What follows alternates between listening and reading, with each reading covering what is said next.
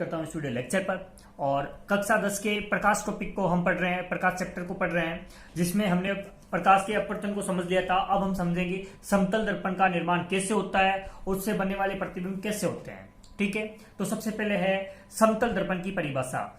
तो आपके स्क्रीन पर दिख रहा होगा, जब किसी समतल कांच की एक सतह को सिल्वर नाइट्रेट यानी कि AgNO3 से या फिर पारे से लेप करते हैं, एक सिरे को पारे से लेप करते हैं, तो समतल दर्पण का निर्माण होता है। देखो कैसे, मान लो ये आपका कांच है, शीशा है, इसके एक साइड में आपने क्या किया, सिल्वर नाइट्रेट का लेप किया या पारे का लेप किया, तो जो दूसरा सिरा है वो किसकी भांति कार्य करने लग जाएगा, परावर्तक तल की भांति कार्य करने लग जाएगा।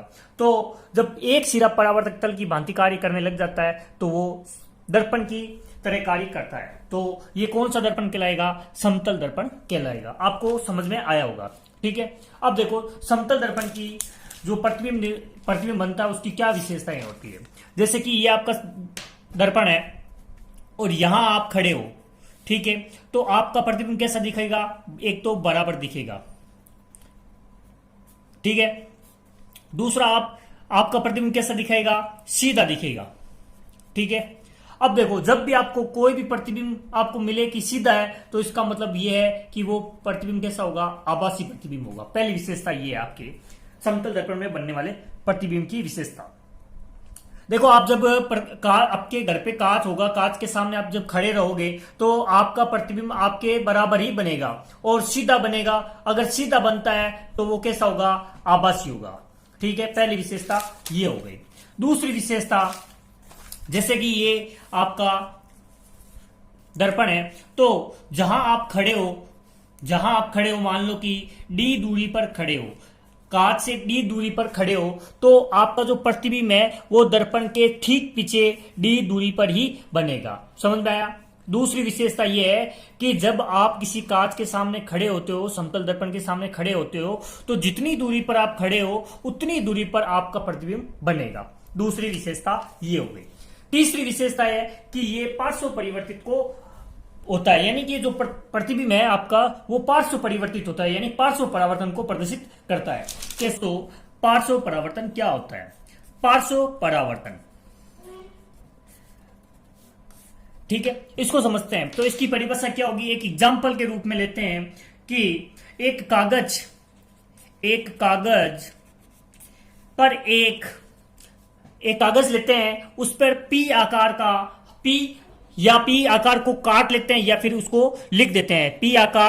P लिख देते हैं। P लिखकर क्या करेंगे हम, उस दर्पण है समतल, एक कागज पर P लिखकर समतल दर्पण के सामने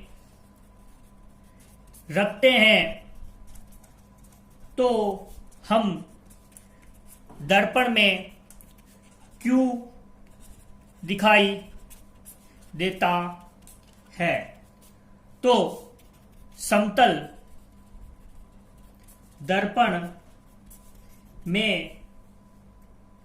दर्पण में दिखाई देने वाले इस परावर्तन को पार्श्व परावर्तन कहते हैं। परिभाषा ये है कि जब एक कागज पर हम P लिखते हैं या इस गत्ते को P के आकार में काट लेते हैं, तो समतल दर्पण के सामने जब रखते हैं तो हमें P किसके रूप में दिखता है, Q के रूप में दिखता है। तो इस प्रकार के परावर्तन को क्या बोलते हैं, पार्श्व परावर्तन कहते हैं। ठीक है, यदि एक व्यक्ति जिसकी लंबाई h मीटर है, यदि वे समतल दर्पण में अपना पूरा प्रतिबिंब देखना चाहे, तो समतल दर्पण की न्यूनतम लंबाई कितनी होनी चाहिए, h/2 मीटर होनी चाहिए। मान लो कि एक व्यक्ति की लंबाई 6 मीटर है, यदि उस व्यक्ति को अपना पूरा प्रतिबिंब देखना है तो दर्पण की लंबाई कितनी होनी चाहिए, h/2 यानी कि 6/2 यानी कि 3 मीटर होनी चाहिए। आपने ये समझा होगा। वीडियो अच्छा लगा है तो प्लीज इस वीडियो को लाइक कीजिए, अपने दोस्तों के साथ शेयर कीजिए।